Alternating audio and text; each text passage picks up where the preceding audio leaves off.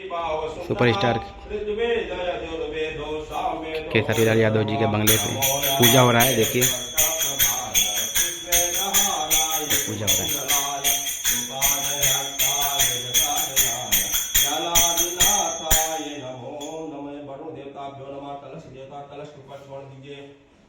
नमस्कार जय वरुण देवता। जैसे आप हरे भरे आप प्यार से पास हमारा बिजनेस व्यापार हमारा परिवार इसी तरह हरा भरा रहे। ये देखिए अब केतारी भैया का बंगला, ये देखिए भैया का पूरा फोटो चित्र लगा हुआ पूरा। यहाँ पे पूजा हो रहा है।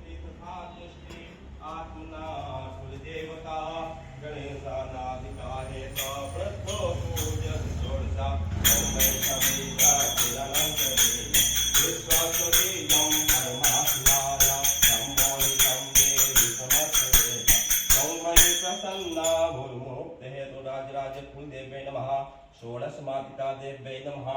ध्यायो ध्यानम समर्पयामि। ग्रहों को ध्यान करेंगे। ओम